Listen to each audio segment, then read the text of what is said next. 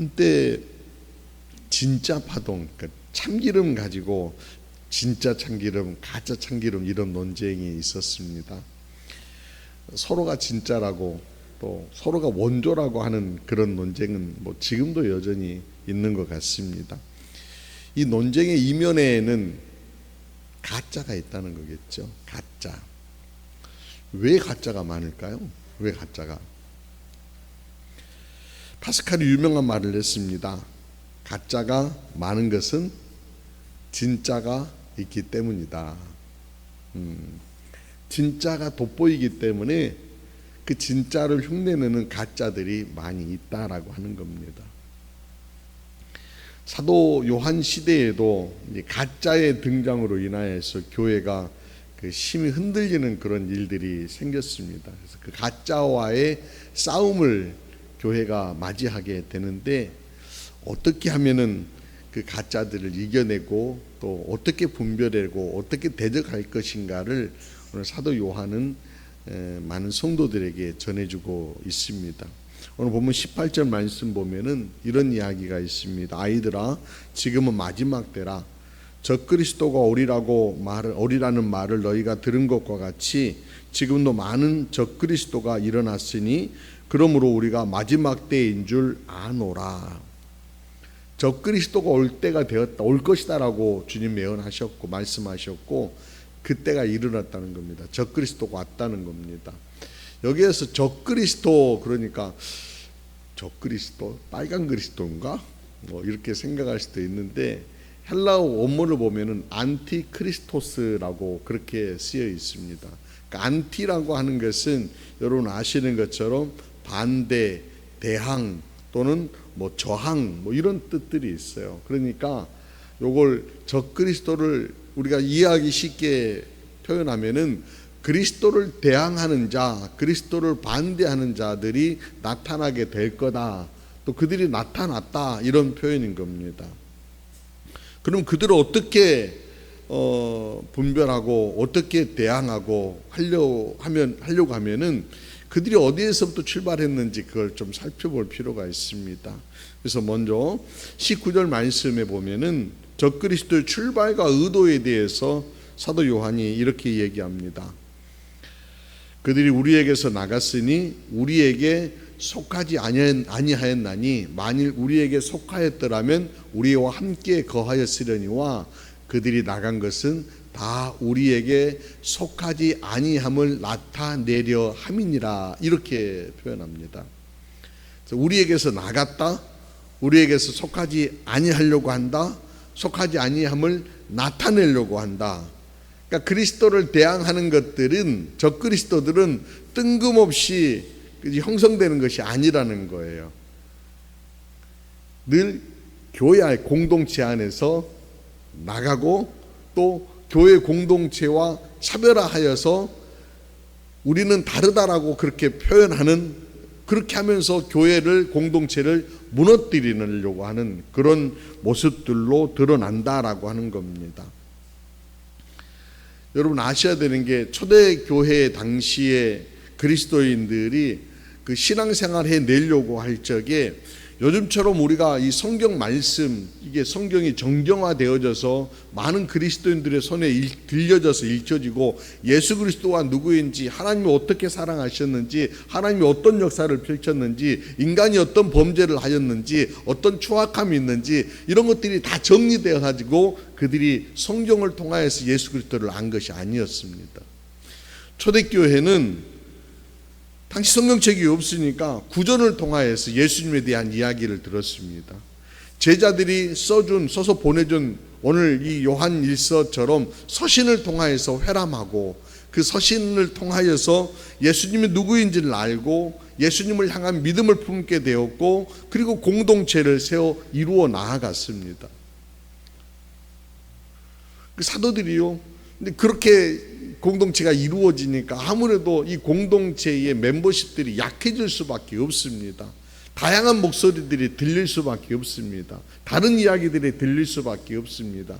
그래서 유일하게 강조하고 또 강조했던 것들이 있었는데, 바울도 강조했던 것, 에베소서 4장 5절과 4절과 5절 말씀 보면은 초대교회 성도들이 매우 강조했던 겁니다. 같이 한번 읽어봅시다. 시작. 몸도 하나요, 성령도 하나요, 소망도 하나요, 주님도 하나요, 믿음도 하나요, 세례도 하나요. 아멘. 뭐예요? 하나라는 겁니다. 하나. 하나님 한 분이시고 성령도 한 분이시고 우리가 소망하는 것도 하나이고 믿음도 하나이고 세례도 하나이다. 이게 하나이다라고 하는 것들을 굉장히 강조했었습니다. 물론 우리의 외모가 당신과 내가 다르지만은 그럼에도 불구하고 우리가 예수 안에 있으면 우리는 하나입니다. 이렇게 같이 새기고 이렇게 공유하고 이러면서 교회 공동체를 세워나갔습니다. 그런데 적그리스도들이 등장하면서 교회를 어지럽히는지 다름이 있지요. 그 다름을 두각을 드러내려고 합니다.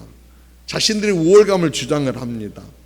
그러면서 자신들의 우월감이 더 높아지면은 하나님처럼 되려고 하는 그 원죄의 모양이 막 자꾸 드러나기 시작을 하는 겁니다. 그러면서 엉뚱한 주장을 펼칩니다.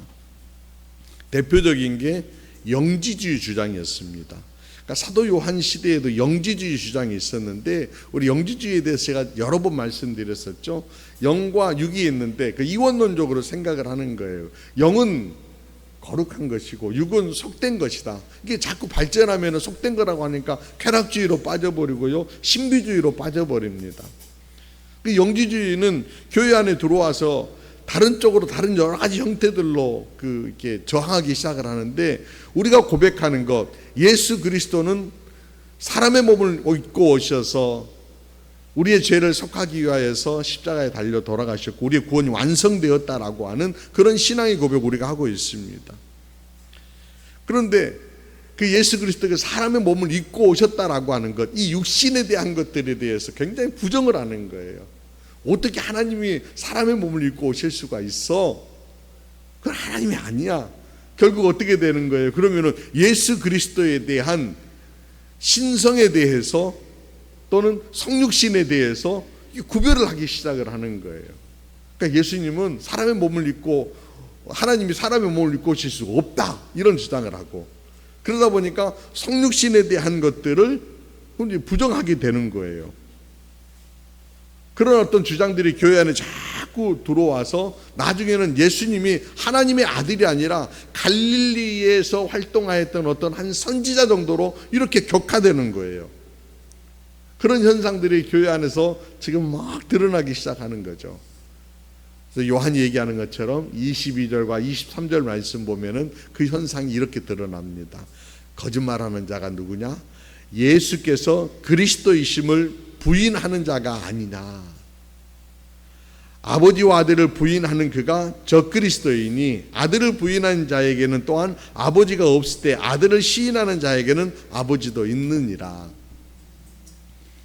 그리스도를 부인한다는 겁니다. 공동체를 나간 그들이요 그리스도를 부인하게 되는데 그리스도를 부인한 이유가 뭐이겠습니까? 영지주의자들이 자꾸 그렇게 부인하는 이유가 뭐이겠습니까? 자기들의 주장이 더 탁월하다라고 하는 거고요. 더 그 뿌리 안에는 그 유대교의 어떤 흐름들이 이렇게 막 존재하는 거예요. 또 철학적인 것들이 존재하는 거예요. 그러다 보니까 자꾸 신앙적인 틀들을 흔들어 놓기 시작을 한다라고 하는 겁니다.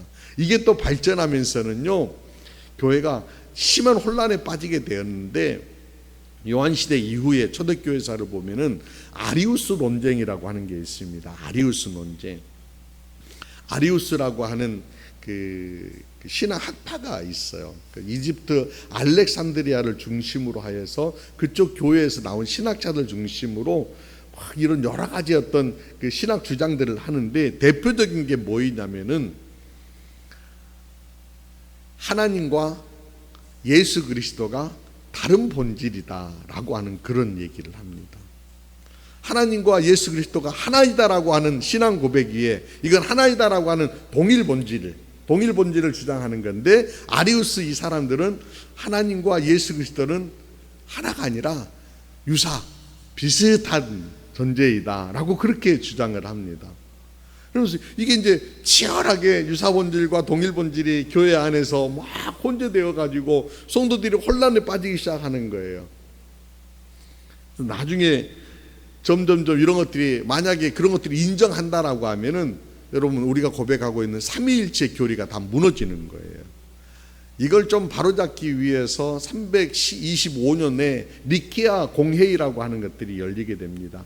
니케아라고 하는 곳에서 여러 교회 지도자들이 모이고 이걸 이제 주재한 게 그 로마의 콘스탄틴 황제가 주재를 해요. 그래서 신학자들 다 모여가지고 토론해 보십시오. 지장들 해보십시오. 그러면서 우리가 이런 것들이 뭐가 참이고 뭐가 거짓인지를 분별해 냅시다라고 모여가지고 막 그 회의를 하고 또 신앙적인 토론들을 하는데 거기에서 삼위일체 교리는 확실하다. 아리우스가 주장하는 것은 이단이다. 이렇게 정죄를 합니다. 그런 어떤 핵심적인 내용들을 쭉 이렇게 들여다보면 그 뿌리들이 어디에서부터 출발해요? 영지주의부터 시작하고 거짓 교회 안에 들어와서 막 혼란스럽게 하는 이들로 인하여서 교회가 혼란에 빠진다라고 하는 것입니다.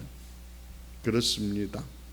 그런 주장이요 받아들여지게 된다라고 하면은 예수님의 신성을 부인하는 시도가 받아들이기 시작한다라고 하면은 하나님의 죽으심, 고난 당하심, 이거 이성적으로는 이해 안 되는 거죠. 그러나 이런 것들이 받아들이기 시작한다라고 하면은 신앙의 모든 틀들이 다 무너지게 되는 겁니다. 사람의 몸을 입으셨지만 하나님이시기 때문에 인간의 죄를 속죄할 수가 있는 겁니다. 어떤 한 인간이 내가 누군가의 죄를 속죄하기 위해서 내가 십자가에 달린다, 이렇게 이게 가능하겠습니까? 흠 있는 제물이 하나님께 드려져 가지고 그 죄를 다 속한다? 이게 가능한 얘기가 아니라는 겁니다. 흠 없으신 예수 그리스도 하나님이신 분이 오시어서 인간의 죄를 속하기 위해서 십자가에 달려서 돌아가셨기 때문에 참 제물, 어린 양의 제물이 되셨기 때문에 우리의 죄가 씻김 받았다라고 하는 신앙의 고백이 완성이 되어지는 겁니다.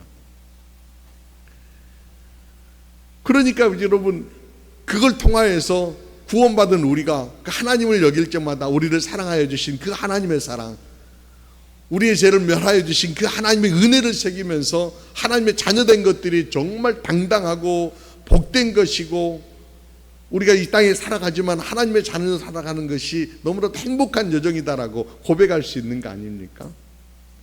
그런 논쟁들이 있었다라고 하는 거예요. 또 교회를 막 흔들어 놓는 것이죠. 이단들이 또는 적그리스도, 그리스도를 대항하려고 하는 이들이 주장하려고 하는 것은 결국은 자기 우월성을 주장하려고 하는 것이고 뽐내려고 하는 시도입니다. 결국 그런 것들이 예수 그리스도를 부인하는 시도, 적그리스도의 출발이었던 것입니다. 그리고 교회가 누린 은혜를 무너뜨리고 공동체를 파괴하려고 하는 것들이 저들의 목적이었던 것입니다. 그러므로 여러분 이제 적그리스도를 분별하는, 교회를 대항하고 또 예수 그리스도를 대항하는 이들을 분별하는 분명한 선이 있는 거예요. 여러분 이단을 분별하는 분명한 선이 있는 거예요. 그게 뭐냐면은 요한복음 10장 7절 말씀 함께 볼까요? 요한복음 10장 7절 말씀을 보시면 같이 읽어봅니다. 시작. 그러므로 예수께서 다시 이르시되 내가 진실로 진실로 너희에게 말하노니 나는 양의 문이라. 아멘. 예수님이 말씀하셨어요. 나는 양의 문이라. 그러니까 예수님을 통해서만이 하나님께 나아갈 수 있다, 천국으로 나아갈 수 있다라고 분명하게 말씀하셨어요. 여러분 때로는 뭐 교리나 또는 어떤 교회 정치의 다름 때문에 여러분 좀 혼란스러운 면들이 아마 있으실 거예요. 예를 들어서 장로교와 감리교가 있다라고 하면은 이건 교회 정치, 교회를 운영하는 방식의 차이예요. 그러나 장로교에서는 예수님을 주라고 고백하는데 감리교에서는 예수님을 친구라고 고백합니까? 아니에요. 예수님이 주님이시다라고 고백. 똑같은 거예요. 근데 정치의 차이들이 있을 뿐이지 고백하는 것들은 같다는 거예요. 그런데 이단들을 한번 보세요. 신천지 보세요. 이게 다름이 있어요. 바로 그 다름에서부터 시작하는 거예요. 신천지는요 하나님을 믿는다고 하고 성경 말씀도 막 얘기하는 것 같은데 성경 공부하자고 막 얘기하는데 예수님의 자리에 누군가가 들어갔어. 이 모 씨가 들어가서, 제가 유튜브에 나오니까 또 굉장히 또 이게 민감할 수 있어요. 신천지 그 사람이 말이에요 예수님의 자리를 한 자리에 딱 껴안고 앉는 거예요. 그래서 매우 심한 경우에는 교주를 통해서만이 영생에 이를 수 있다고 하는 그런 가르침을 하는 거예요. 궤변이죠. 이걸로 구별할 수 있다는 거예요. 내가 해석하는 진리, 내가 해석하는 것이 진리이고 나로 말미암지 않고 나를 통해서만이 천국에 들어갈 수 있다라고 말하는 모든 것들은 다 이단입니다. 성경을 독점하고 세뇌교육시키고 자기 말만 추동하도록 자기 종으로 만들어내는 것들, 이거 전부 이단입니다. 교회 안에서도 그런 일들이 부지기수로 일어날 수 있다는 거예요. 내가 해석하는 것만 맞다라고 얘기하고 나로 말미암지 않고는 천국에 들어갈 수 없다라고 말하는 그런 아주 못된, 감히 설교에서 제가 얘기하기는 좀 그렇습니다만은 XX 그럴 수 있는 거예요. 분명하게 주님 말씀하십니다. 요한복음 10장 1절 말씀 보면은 문을 통하여 양이 우리에 들어가지 아니하고 다른 데로 넘어가는 자는 절도며 강도요라고 분명히 주님 선언하고 말씀하십니다. 여러분, 이것이 매우 배타적으로 들려질 수 있습니다. 그러나 거짓을 구별하고 경계하는 분명한 잣대를 주님 우리에게 주셨다는 거예요. 그러니까 이단을 구별하는 분명한 잣대는 예수 그리스도를 인정하느냐, 예수 그리스도가 문임을 고백을 하느냐라고 하는 거예요. 여러분, 여호와의 증인들을 우리가 이단이라고 이렇게 얘기합니다. 왜 여호와의 증인들이 이단인가? 여러분 이제 좀 알으셔야 되잖아요. 길거리 보면은 막 이렇게 써놓고 얼마나 정갈하게 서 있는지 몰라. 저분들 보면은 야, 그래, 참 예쁘게도 차려입고 나와서 그런다. 예쁘게 차려입고 나온 이유가 있어요. 자, 잠깐이지만은 여호와의 증인에 대해서 한번 같이 얘기를 해보십시다. 여호와의 증인들은요, 19세기 말 미국의 찰스 러셀이라고 하는 사람에 의해서 이렇게 어떤 조직이 되어집니다. 그들은요, 삼위일체론을 부정합니다. 반삼위일체론이에요. 삼위일체 교리를 부정해요. 우리나라에도 여호와의 증인들이 1912년에 우리나라 선교해서 들어오게 되었고요. 또 성경 출판물이라고 발행합니다. 여러분들 뭐 이게 꽂아져 있는 게 파수꾼, 깨어라 뭐 이런 것들이잖아요. 보지 마십시오. 보시면 여러분 혼란스러울 수 있습니다. 중요한 건 뭐냐면은요, 제가 방금 말씀드렸던 것처럼 예수 그리스도가 문이냐라고 하는 거예요. 아리우스파의 논쟁처럼 이 사람들도 예수님에 대한 신성을 부정합니다. 예수님에 대해서요, 첫 번째 창조물로 간주하고 미가엘의 대천사처럼 그렇게 동일시하는 것이 있어요. 그러니까 예수님을 인정하지 않는 거예요.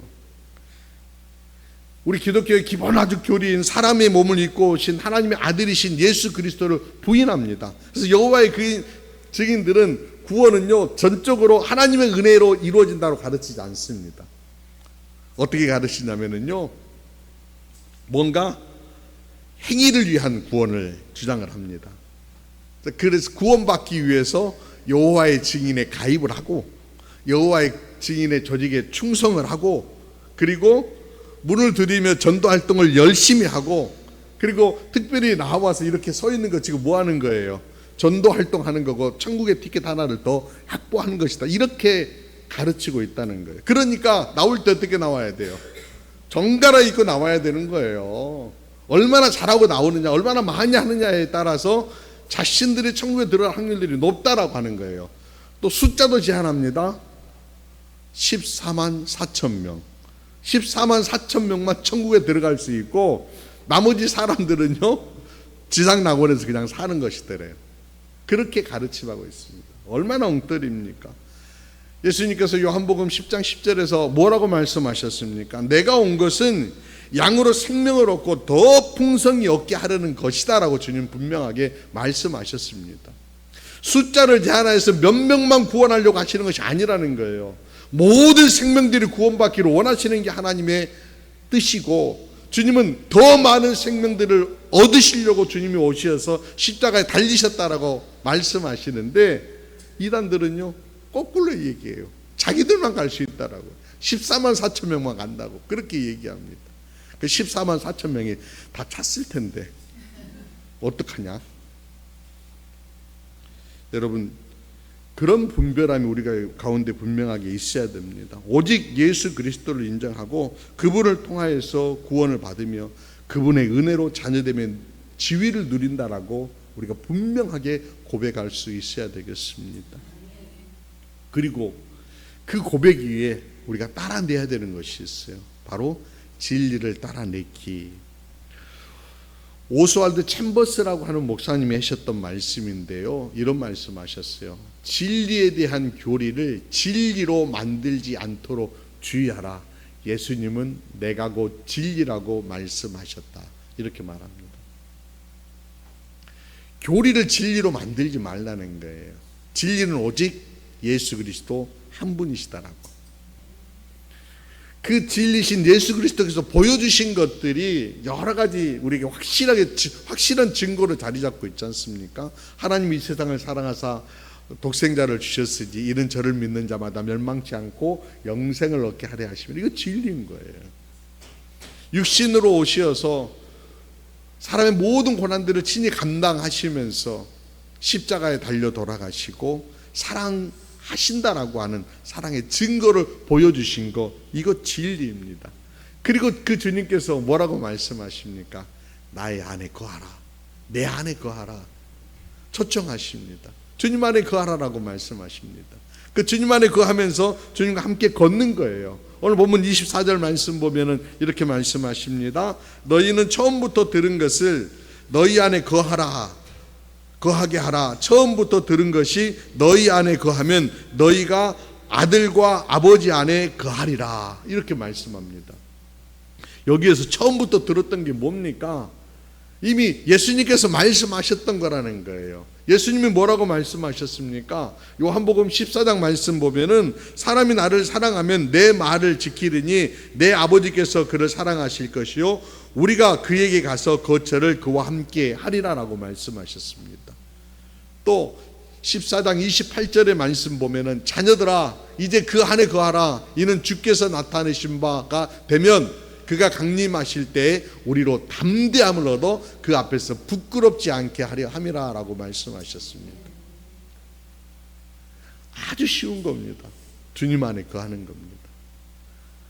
그럼 주님 안에 거하는 게 뭐인데요? 주님 안에 거한다라고 하는 말씀 많이 하시는데 주님 안에 거하는 게 뭐예요? 오늘 예배 드리는 것이 바로 주님 안에 거하는 것입니다. 주님을 부르며 주님을 청하는 것이 주님 안에 거하는 것입니다. 말씀을 내가 품는 것이 주님 안에 거하는 것입니다. 주님께 찬양을 올려드리는 것이 주님 안에 거하는 것입니다. 주님이 말씀하셨던 것처럼 사랑하며 내 손을 펼치고 형제를 사랑하는 것이 바로 주님 안에 거하는 행위인 것입니다. 그렇습니다. 여러분 어렵게 생각하지 말자고요. 자꾸 교리적으로 아느냐 모르느냐가 구원의 가름을 하는 게 아니라는 거예요. 자꾸 내가 잘 모르는데 어떻게 내가 구원받는 하나님의 자녀인가, 이단들이 자꾸 그러잖아요. 뭘 아세요라고 툭툭툭 치면은요, 나 잘 몰라요. 근데 목사님 하신 말씀 나 하나만 알아요. 주님 안에 거하라. 요것만 말씀하시면 되는 거예요. 예수 그리스도가 문이다라고 하셨던 그 말씀이 나에게는 믿음입니다라고 이렇게 고백하시는 것이 진리다라고 하는 거예요. 이거 흐트러지지 않고 나아가면은 여러분들 진리 따라 걸어내는 삶의 모습이 될 수 있다라고 하는 거예요. 문제는 그 어떤 느낌들, 내가 주님 안에 거하는가라고 하는 것들에 대한 어떤 감정들이 남아 있어서 자꾸 이런 게 흔들리기 때문에 자꾸 기웃거리게 되고 다른 사람의 말에 쏠리게 되고 그러는 거예요. 신앙 공동체도 역시 마찬가지입니다. 크고 작음이 중요한 것이 아니다라고 하는 저희 말씀 여러 번 드립니다. 내가 온전하게 서느냐 못 서느냐 이것도 굉장히 중요한 문제이지만은 그 원론적인 문제는 아닐 수 있어요. 내가 하나님 앞에 끊임없이 서려고 다가가고 온전함에 이르기 위해서 나아가는 게 더 중요한 것이죠. 그러기 위해서 내 안에 주님이 나와 함께 하신다라고 하는 그런 긴장감. 여러분 이런 거 있지 않습니까? 오늘 저녁에 여러분 주님이 여러분 가운데 오십니다 라고 하면 여러분 어떻게 하실 것 같아요? 갑자기 막 집에 가 청소 좀 해야 되나? 아니면은 또 내가 지금 정리하지 못한 어떤 삶의 문제들, 해결하지 못한 그 삶의 문제들, 찌끄러기들 빨리빨리 정리해야 되나? 막 이런 텐션들이 확 올라가지 않을까요? 자, 그런데 여러분 주님은 내 안에 거하시고 내 삶 가운데 함께 하신다라고 할 때 이런 텐션이 있으셔요? 긴장감이 있으셔요? 우리가 놓쳐버리는 게 바로 그 긴장감인 거예요. 신앙의 어떤 절박함, 신앙의 간절함은 있다라고 하면은 그 신앙의 절박함과 간절함과 플러스로 긴장감도 있어야 되는 거예요. 그런데 그 긴장감들이 자꾸 느슨해지기 시작을 하면서 주님이 내 안에 계시는지, 내 밖에 계시는지, 저쪽에 계시는지, 필요할 때는 내가 붙잡아야 되겠는데 잡히는지 안 잡히는지, 이게 막 잊어진다라고 하는 거예요. 신앙의 긴장감이 여러분 가운데 있으시기를 바랍니다. 오늘 밤에 오시든 내일 밤에 오시든 10년 뒤에 오시든 아니면 내가 주님 나라 가서 만나든 그 나라 가는 그 순간까지 주님이 나와 함께 하신다라고 하는 그 긴장감을 가지고 살아낼 적에 우리가 신앙의 어떤 중심들을 지켜낼 수 있다라고 하는 거예요. 그 긴장감을 위해서 주님이 우리에게 보내주신 아주 도움을 주시는 분이 계십니다. 바로 성령님이셔요. 성령님. 그 성령님을 부르시기 바랍니다. 성령의 기름 부음을 여러분 구하시기를 바랍니다. 그럴 적에 내가 좀 더 주님과 이렇게 텐션 있는 어떤 신앙생활을 할 수 있는 것 같아요. 성령님이 내 안에서 말씀하여 주시고 깨닫게 하시고 도전받게 하시고 해주지 않으실까요? 성령님이 올바르게 판단할 수 있도록 해주시고 성령님이 마음 무너졌을 적에 마음을 이렇게 다잡아 주시고 그러지 않으실까요? 분명하게 말씀하신 것처럼 내가 주님 앞에 섰을 적에 부끄럽지 않게 담대하게 주님 앞에 나아가도록 성령님이 그래 마음을 이렇게 만지시면서 할 수 있다, 너 주님의 자녀야 라고 이렇게 말씀해 주지 않으시나요? 여러분 그런 은혜가 여러분 가운데 있으시기를 바랍니다. 그럴 적에 우리는 곁길로 가는 사람들이 아니라 진리로 따라가는 그런 사람들 될 수 있고요. 여러분들 그걸로 인하여서 나 하나님의 자녀인 것들로 담대하게 당당하게 세상을 살아낼 수 있으라고 저는 믿습니다. 혼탁한 세상입니다. 뭐가 진리이고 뭐가 참이고 거짓인지 분별하기 어렵다라고 그렇게 말하는 그런 세상입니다.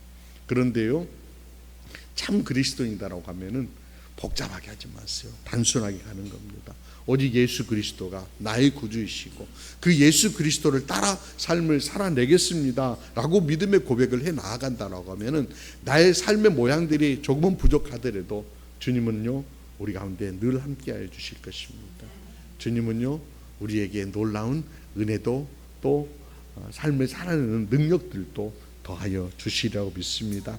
그런 은혜 누리시는 여러분 모두 되시기를 주의 이름으로 축원합니다.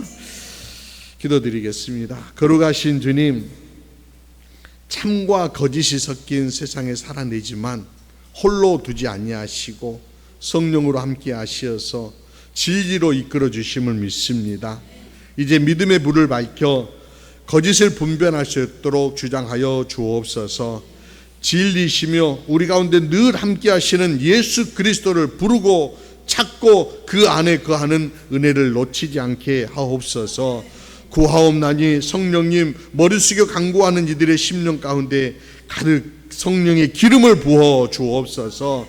그리하여 교만과 편견에서 벗어나게 하시고 바르게 판단하는 지혜 더하여 주시고 사랑의 걸음 걸어낼 수 있도록 이끌어 주옵소서. 오직 겸손의 길을 진리신 예수님께서 걸어내셨던 것처럼 주님과 함께 걸어내어 생명 세우는 하나님 나라 운동 힘껏 달려내는 하나님의 자녀들이 되도록 이끌어 주옵소서. 함께 하시고 도우심을 믿사옵고 양의 문이 되시며 진리이신 우리 구주 예수 그리스도의 이름으로 기도드리옵나이다. 아멘. 아멘.